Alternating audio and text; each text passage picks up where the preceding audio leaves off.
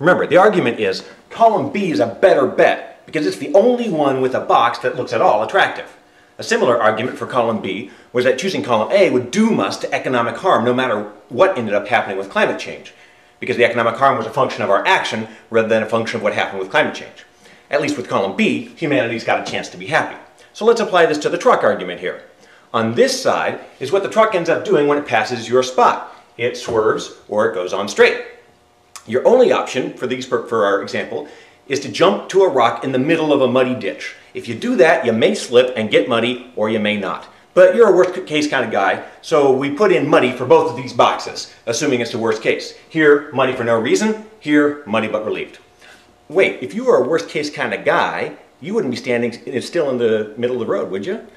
I guess you're only a worst case kind of guy when it comes to threats to your clothes. But if it's a substantive threat to your physical well-being, well, bring on the adrenaline. So we'll just assume muddy, the worst case scenario, for this entire column. Now let's say you see the truck weaving a bit because the driver is texting someone, but it's far away. It's got your attention, but it has plenty of time to see you. So this line is down pretty low because there's plenty of time for the truck driver to see you. It's not likely that he is going to go straight and hit you when he gets there. And you don't want to end up here, muddy for no reason, so you wait a bit because you like the look of this box up here.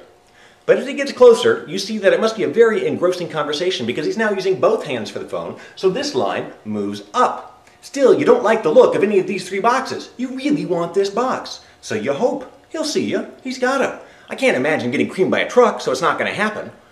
How long would you let your desire for this box keep you in the middle of the road? How high up would this line have to go before you jumped? Until the last possible moment, just before the truck is certain to hit you? What if you miscalculated that moment?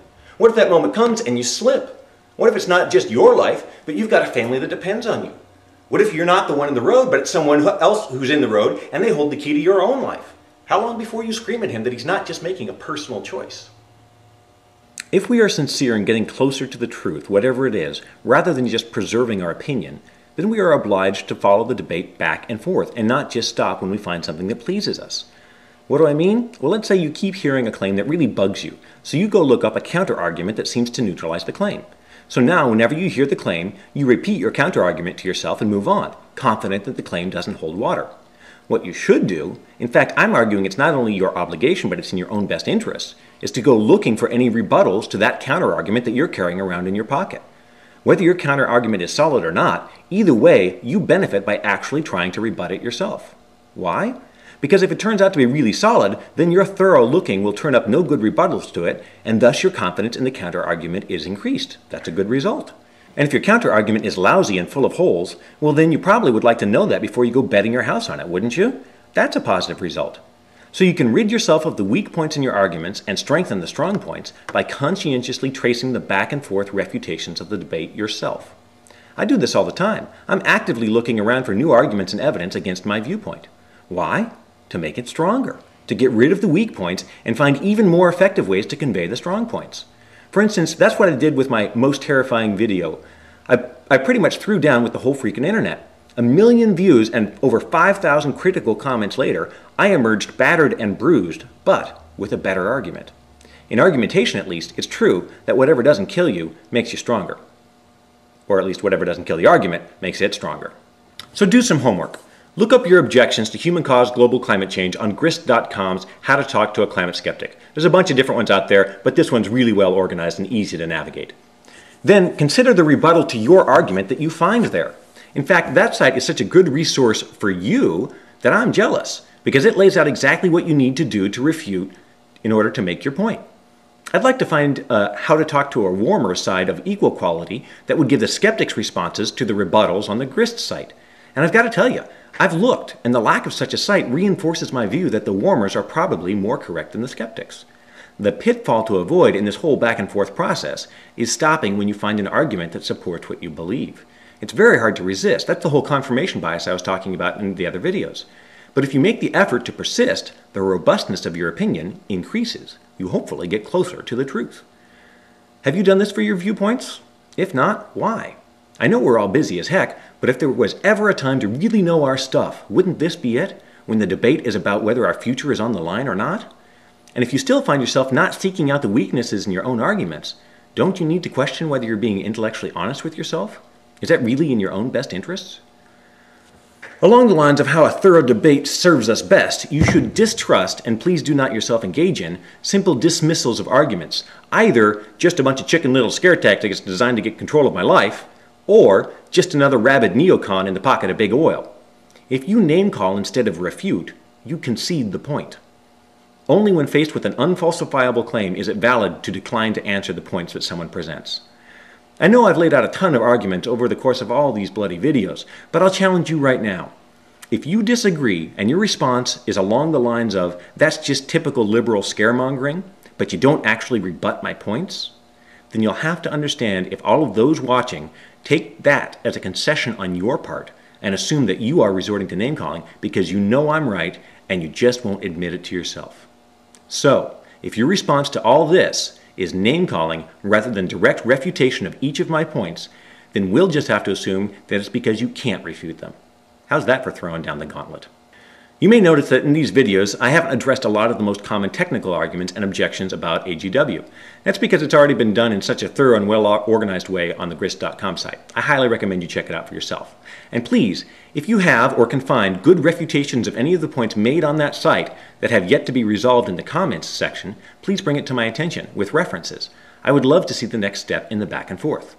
For what it's worth, as you research the back and forth debate, I've found the Wikipedia articles on climate change to be an excellent source as a starting point in looking for sources with opposing viewpoints. Okay, I've been avoiding this because I didn't want to open this can of worms. But we've got to talk about the valid role of government.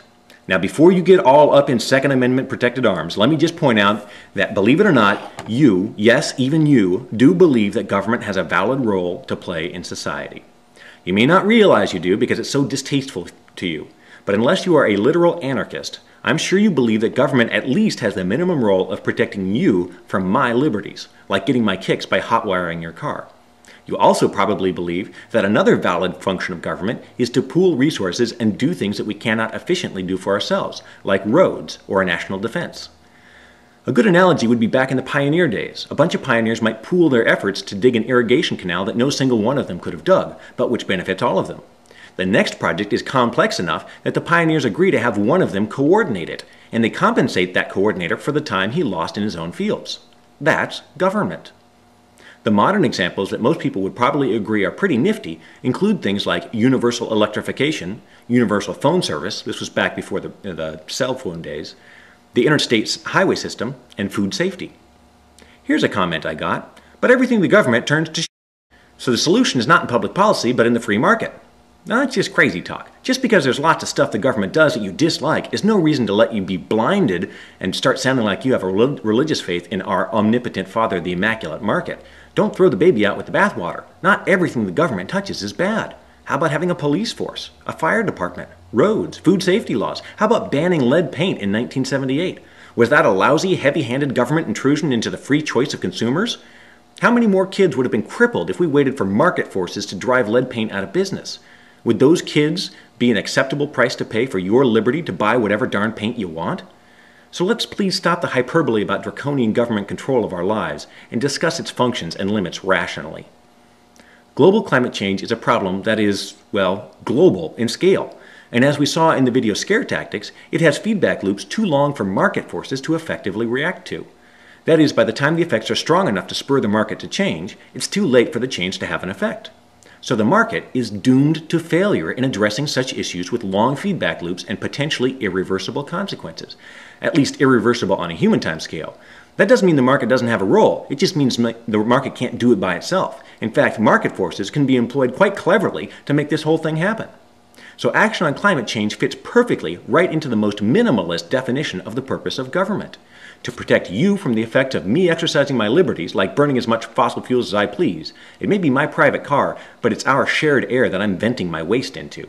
And two, to pool resources to address a problem on a scale far larger than any other organization could ever hope to. Here's a related objection. But people need to trust that the money spent to stop climate change will be spent effectively and honestly. Yes, you're right.